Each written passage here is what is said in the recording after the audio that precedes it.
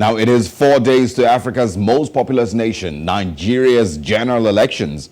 We have beheld consistently the challenges that the new Naira swap has brought to our citizens. It's been chaotic in the last few weeks, especially on the informal sector and, of course, political parties. Funny also. Now, this is Election Countdown Nigeria. We have decided to bring you the 5 things that happened over the weekend and ahead of the big day in the country's politics and, of course, the February 25th, 2023 general elections.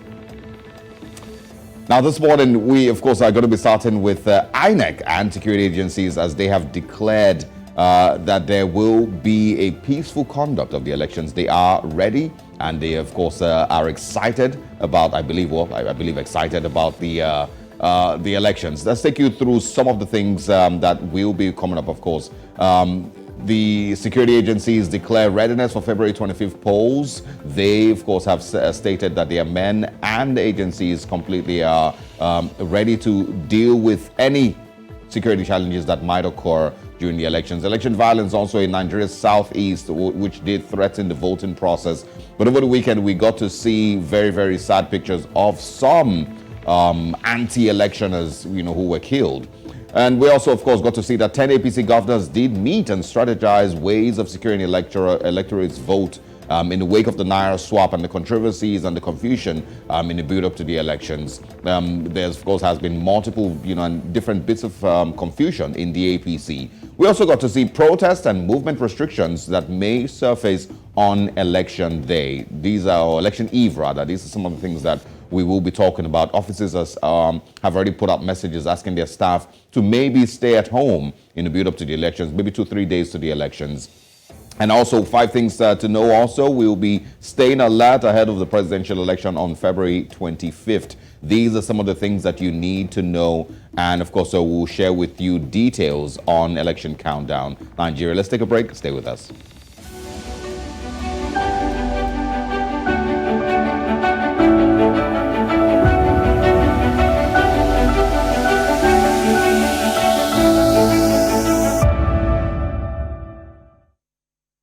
Welcome back. Now, here are 5 things you need to know about security as the presidential election draws near. Number 5, the Independent National Electoral Commission, INEC, says that it has concluded plans to conduct the general elections this Saturday. There will be no extensions or postponements. Similarly, the military, the Nigeria police, or the security agencies have assured Nigerians of their readiness to supervise and ensure a peaceful 2023 elections. And here is what we know about INEC's statement this weekend. It's, of course, going to be on your screen. The statement put out by INEC and, of course, the security agencies about their readiness. The INEC chairman, Professor Mahmood Yakubu, did inspect the International Conference Center, ICC, Abuja, which is the venue for the final collation of the 2023 general election results. INEC also says that all finishing touches have been put in place and there will be no postponement of elections. We did speak a little bit about that earlier.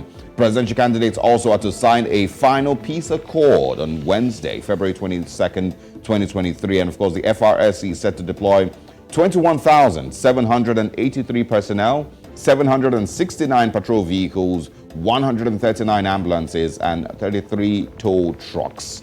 Imagine what the FRSC, which is the Federal Road Safety Corps, and its relationship with the elections. But of course, it's their responsibility to ensure that there's a free flow of traffic and there is almost zero health or security situations that they need to attend to. Now, our guest this morning is a security expert and consultant, Dennis Amakri. Good morning, and thanks for joining us, Mr. Amakri. Good morning. Thanks for having me. All right. Now, let's talk about the level of confidence you have, with INEC and security agencies in the build-up to the elections. There have been loads and loads of conversations about how ready they are. Will they be able to pull this off with the crisis in different parts of the country, from the north, which seems to have reduced lately, and of course to the southeast. What are your thoughts on the readiness of security agencies and INEC to pull this off? Thank you. I think the preparations are very, very much in top gear. And INEC has assured everybody that the elections are going to hold. So with the additional assurance from the Inspector General of Police, the FRSC, and then, of course, this other security agencies, including the military, we believe that this election will hold. And that day, surprisingly, might be very peaceful. What would you describe as some of the big security concerns that Nigeria's agencies normally would have on election day proper? Right now, I think the major issue that we're having is the vote buying issue. And because of that vote buying now, the president have, well, let me put it this way, the CBN has decided to change the currency. And of course, you are very much aware of the kind of problem that it is putting Nigerians through. Yes. So we hope that that particular hardship has to, one way or the other, ease out before the election itself. Well, aside the issues with the currency, there's in the past, I'm sure if you must have followed Nigeria's electoral history from the 80s, the 90s, and where we are today. There were times when we always would expect that there will be some level of ballot box snatching, thuggery, of course, to attack certain electoral polling units. We don't get to see a lot of that these days. And INEC has, of course, also brought in other measures like the BVAS and some other systems that make it difficult for, for ballot box snatching to, of course, to happen. But what would your advice be to security agencies seeing how tensed this 2023 elections have been, or to the build up to the elections? What would your advice be to security agencies to ensure that there is no level of violence that would be able to mar the elections? Well, like I said earlier, yes, you are very, very correct that the threat spectrum has changed. Before we used to have ballot box snatching, people going to scatter the polling booths and stuff like that. But I think to a very large extent, INEC has changed that. And of course, a lot again should be done in political education, public enlightenment, so that people know exactly what to do and how to stand their ground when it comes to a situation like that. But the security agencies, I think, I'm impressed in the sense that they have been planning and they have a security plan, and of course they've had control rooms to monitor both with INEC and both on all by themselves and stuff like that. So I think it's well covered because the preliminary threats that have been envisaged are being taken care of right now.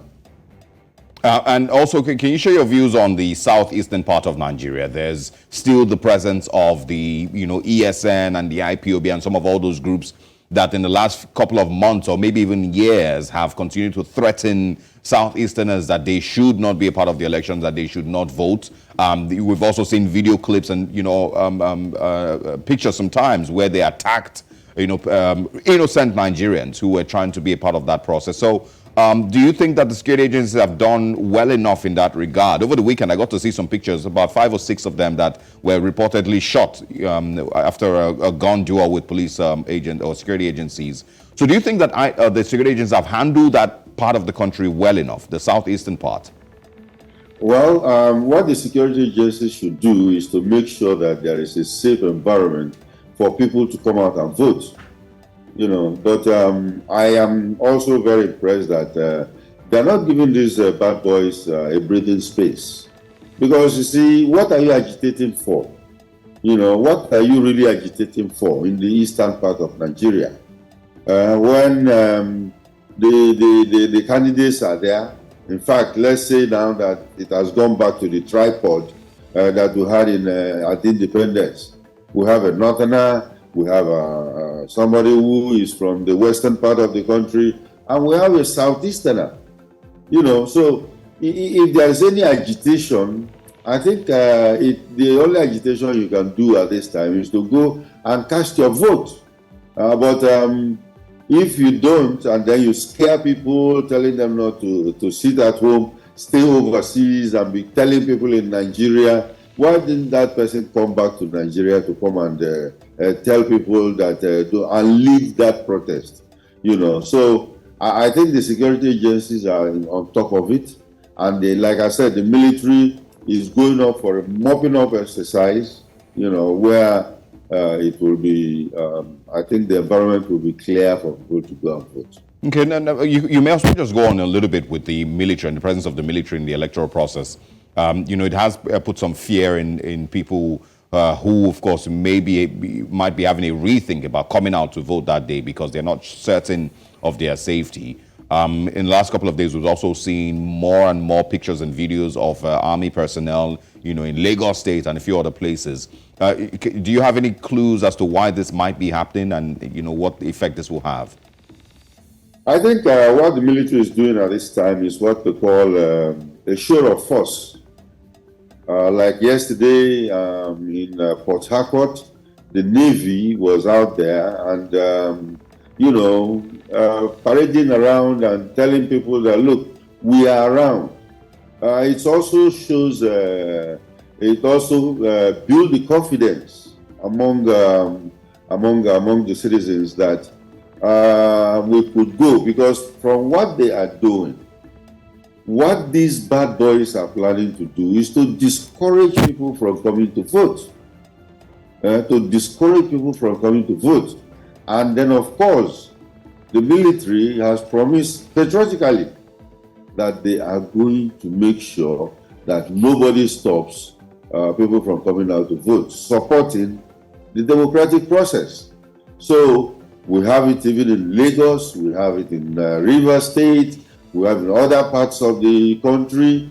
Fortunately, the activities of Boko Haram and the bandits have gone down.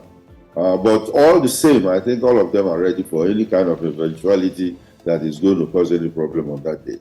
Yeah.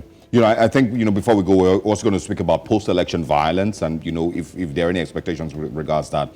But you had spoken slightly on a particular person, Simon Ekpa, who is, of course, the Nigerian citizen in Finland, who has, continued to orchestrate and to push many Southeasterners to fight against their own country and, to go against the elections. There was a fake letter that was put out over the weekend, a couple of days ago, from the supposed Finnish government. Of course, the Finnish government did, come out to clarify that that letter was fake. But, let's, of course, it's on the news, exactly. It's on your screens this morning. That's a letter by the Finnish government stating that there was no letter sent to Mr. Simon Ekpa. But, of course, this hasn't in any way changed the calls by Nigerian citizens and Nigerians in Finland and, of course, here in Nigeria, to the Finnish government to, take some action with regards this particular individual who has continued to orchestrate and continue to push for seemingly violence in the southeastern part of Nigeria. So, Mr. Amakre, I want you to speak with regards to this, and, other persons like this, personalities like this that do not live in Nigeria, but of course have, been the foundation of bits of violence here and there in the country. Yeah, there is this law in international relations whereby people can go to a foreign country and claim asylum. And when they claim asylum, the whole idea is that, look, if I go back to my country, they're going to kill me. If I do this, they're going to. So that country has a diplomatic responsibility to house them. And many people have even used it to get visas in all kinds of places. They are going to do mutilation on my daughter. I want to be out. I don't want to stay there and stuff like that. But at the same time, when you are in such a country as a visitor, you are not supposed to start talking anyhow. Diplomatically, the Finnish government will not be ready to, go into the brawl of, should I say, taking sides. They will allow him, but I think on the other hand, they will call him and talk to him, because that now depends on our own diplomatic mission. and the diplomatic people will go and then take care of what they have to take care of. But for him himself, I think he should stop being a coward, or should I say, he should wake up, because Biafran war is over. I'm very, very sure he was not even born when that war was going on. And if he knew what people experienced during that time, he won't be sitting down somewhere hiding and then, propagating that kind of stuff.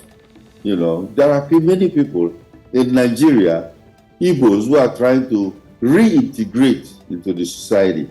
And there is this wild cat, sitting somewhere and causing problems. So I think he better wake up if he's still dreaming, or he should just retrace his steps. Yeah. And some of the things that you also, spoke briefly on earlier is, with regards to Naira swap. We've seen the governor of Kaduna State. We've seen also Governor Dakpo Abiodun, and I think the Kano State governor, a couple other people that have, have spoken with regards.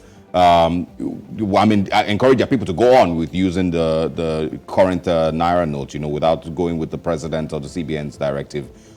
Do you think that these are some of the things that may also lead to chaos? It will not lead to chaos if the federal government handles it very well, because we expect that, I think what will cause the chaos is when, like I said, people don't have money. And when they don't have money, they will be hungry. And when they are hungry, they will be angry. So I think the federal government should move in quickly, take care of this situation so that people at least know that. And the president has assured everybody that, this is going to be over very, very soon. But I think there is high wire politics being played in the APC, whereby some governors are taking their own party head, the leader of their party, to court. But I think I'll leave that to the politicians. I'm a security man. I don't want to get myself worried about politics. Okay. All right. Well, stay with us. We're going to take a short break. When we come back, we're going to be bringing you in on other issues concerning the elections, which include the United States government and the United States consulate, advising the citizens, in the election period in Nigeria, and of course, post-election violence and expectations. Stay with us. We'll be back. News Central TV, Africa's #1 storyteller, has come with the best of both worlds. With a combination of news app and live TV, we ensure that you keep track of the latest headlines, breaking news, and in-depth analysis from professional journalists from around the continent. Download the News Central TV app on Android and iOS and get started today. Don't forget to follow us on News Central's social media platforms. News Central, Africa First.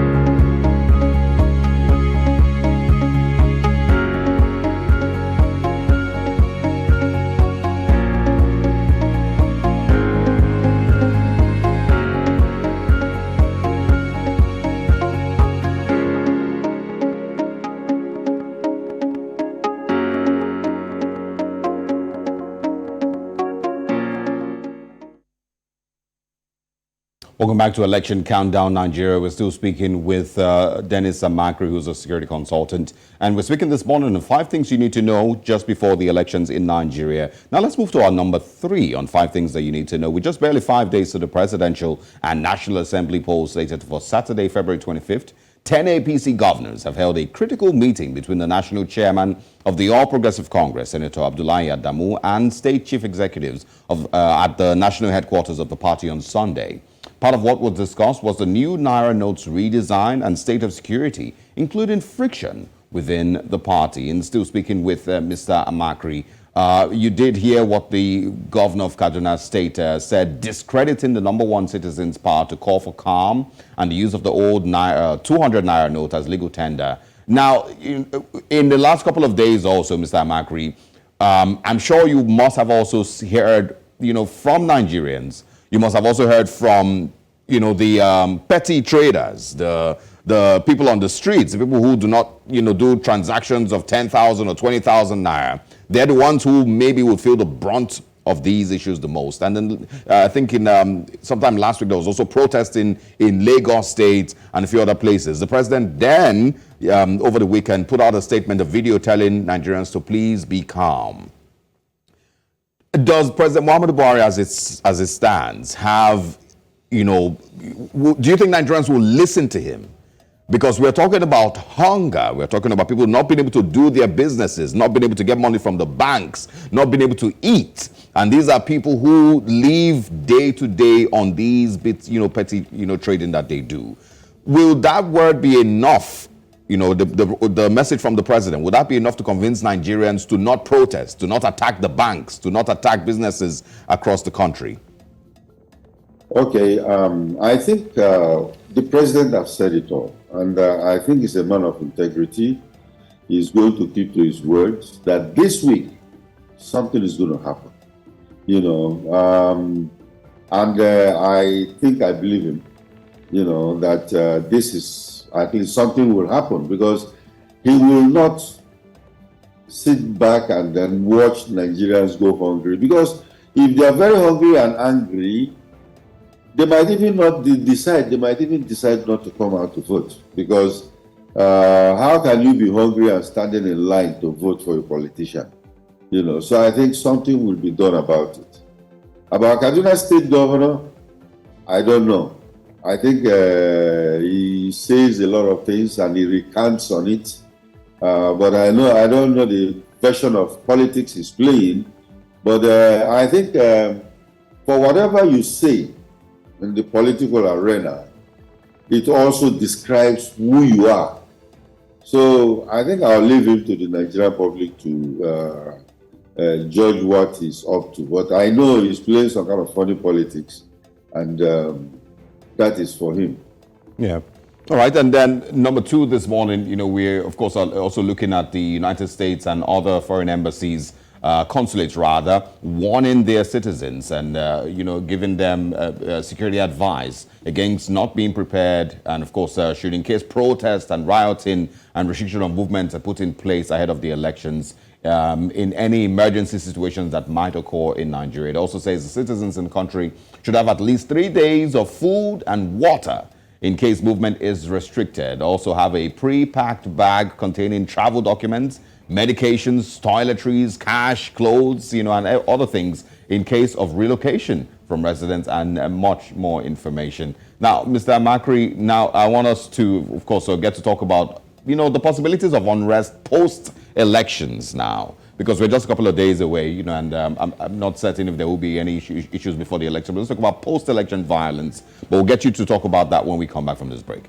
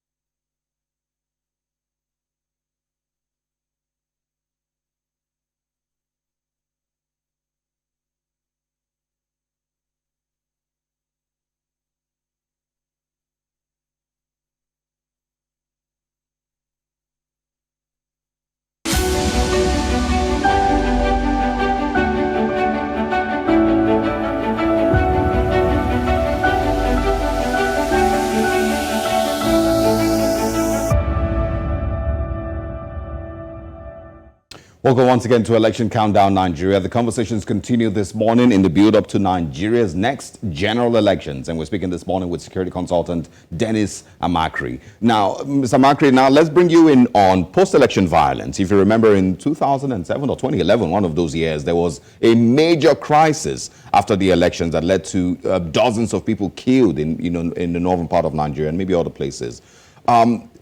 If you've been following the tension and the excitement and the agitations, in the build-up to 2023's election, it seems like one of the most critical times in Nigeria's history for Nigerians. Do you foresee that there might be any post-election violence right after the 25th of February? Yes, I can foresee a post-election violence, but again, it rests upon the security agencies and law enforcement agencies to make sure that those kind of post-election violence are, put down. Because it's not just preparing for the pre-election, during the election, or after the election. Like I told you, right now we're already having violence, that's pre-election violence. And then, of course, during the election day, like I said, funny enough, you might be surprised that that day will be very quiet. Yes. And then the next day, when the results start coming out, and then people start to win or lose, then some of their people will start to start one thing or the other. But I think the military, the police, and other security agencies have decided, and I think they've decided to actually plan for that. So I don't worry about it. Would you suggest a heightened military and police presence this time?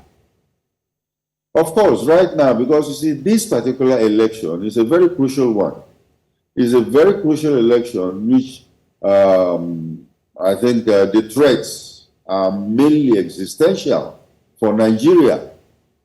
So it is very, very important that the military and other security agencies, which are trained to be patriotic, maintain the democracy of Nigeria and make sure that this country does not run down the hill. But at the same time, also think about, you mentioned something about embassies. Yes. and for international companies. And multinational companies, of course, when I was working for one of them, when it comes to elections like this, usually, yes, we put out an advisory. And then you find out the US is very consistent on it. Even if there is a riot somewhere, they will inform their citizens to stay away from that particular area. And that is the duty of care that all embassies and consulates owe their citizens in a foreign country. The last time it came out and somebody was saying, they are trying to undermine Nigerian sovereignty and stuff like that. That's not true, because I think people should understand this. If you are the ambassador of the United States in Nigeria and you know that something is going to happen, it is your duty of care to warn your citizens so that they know that this is what is going to happen. And what do we do? There are some stages. First of all is the warning. That's the alert system, alert level. After the alert level, as they monitor that particular situation, if they think that it's not going to be very, very problematic, they will tell you to stand fast. That means stay wherever you are. Don't move.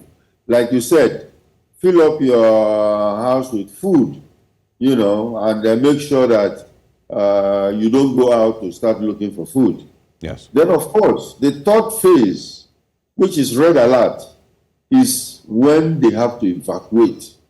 And all embassies, all international oil companies have plans, evacuation plan, to move their people out of the country that is having problems. You remember, when the Ukraine war started, many Nigerians were stranded in Ukraine because we did not plan for it. And of course, when it happened, we did not go to help the Nigerians that were there. All right, very, very, very interesting there. And of course, I remember We have just a few days to go before the elections proper. But let's quickly take you through a rundown of the top 5 things and ways that you can, of course, be aware. 5 things to know just before the elections. INEC and security agencies have declared readiness for February 25th polls. There might be also a heightened number of security agencies patrolling, the country. Election violence in Nigeria's southeast also threatens voting process, and this we have been monitoring in the months and months and months leading to the elections. Also at number 3, we had, of course, 10 APC governors meet and strategize ways to secure their electorate's vote, seeing, of course, that not very many, or there's a certain group of Nigerians that are not very pleased with the APC at this point. We also have seen protests and movement restrictions that may surface on election eve for Nigerians and, of course, for foreigners living in Nigeria. And, of course, also staying alert ahead of the presidential election on February 25th. And, of course, I'm going to be, of course, speaking with Mr. Makri on that. Now, number one, the question, of course, is how can Nigerians stay secure and safe during the elections? Are there other things that you would advise that they do personally to ensure that they are safe? Because everyone who got their PVC, I believe, wants to vote. They don't want to have to stay at home because of the fear of violence. So how would you advise Nigerians to ensure that, of course, they stay safe in the elections or during the elections? And also, do you think that the peace accord that will be once again signed, there's another peace accord that's going to be signed by the candidates on Wednesday, 22nd. Do you think that holds, any water? Well, the peace accord they are signing, I don't think is effective because, you see, the leaders or the political candidates will go and sign this peace accord. But at the end of the day, their boys, or should I say the thugs that support them, will go ahead and do something else, and strongly, I will advise that, see, with now what the security agencies are doing, some of these things continued over the years because there are no consequences. Yes. There have to be some kind of consequence management whereby if these boys are caught, despite who they are supporting, should be taken to court and they're dealt with immediately because, INEC has the rules, but they don't have the power of enforcement. And the security agencies are working with them. So I think they will go ahead and do the country a whole bunch of good if they, enforce it properly by Absolutely. prosecuting these people who are stopping other innocent Nigerians from going to cast their votes. Now, when you come to security on that day, there are a lot of things that the individual have to do. Number one, there might be no movement on that day. That means you have to walk. You have to walk down to the nearest polling booth, which you have already registered with, and then cast your vote. And now you should do certain things. One, don't wear any party T-shirts that they've given you at the rally or clothes that indicate the political party that you belong to or caps or whatever, because campaigns are going to stop on Friday, 24 hours before the elections. Yeah. So if you do that, you can be arrested. No campaigns take place 24 hours to the election. And you could also be targeted. And you can be targeted, exactly, because there are people who are, okay, this guy is in our opposing camp, let's go and beat him up, or something like that. So, don't do that. Number two, don't go and start arguing with people on the social media, because I think that's where most of the war is taking place right now. People go there, you need to see some people very emotional about arguing certain points. This person will win, this person cannot win, and stuff like that. So people are tensed up. That's why I said that it's an existential threat that faces us. Don't go and bother yourself with the social media arguments. Number three, publicly, don't go and argue with anybody. Even especially when you go to the polling booth, don't go and argue with anybody that, oh yeah, we're going to do this, or trying to convince somebody else that you should go vote like this or don't vote like this. Number 4, don't carry any cameras to the booths. It's illegal. INEC has already said it. So if you carry a camera, your phone camera down there, and they catch you, trying to snap how you voted, yes, so that that you can go and collect some money, you will be arrested. And then, of course, there are situations there that you can go through. And then, of course, we don't want you to go and start after you finish voting. When there are two opinions about this. If you vote, you can stay there, just move to a corner away from the polling booth. Yes. Don't crowd the polling booth. Away from it, allow people to vote. By the time they count, then you can come nearer, and then they will count it to everybody's hearing. And then, of course, record it. Yes. Or you can go home and come back. Absolutely. Dennis Amakri, always a pleasure speaking with you. Thank you so much for, of course, sharing your time with us this morning. We will continue to monitor as things progress till February 25th, and we'd like to speak with you again after the elections, God willing, or maybe even on election day, to also share with us your views on the process so far. Thank you very much for your time this morning. Thanks for having me. Absolutely.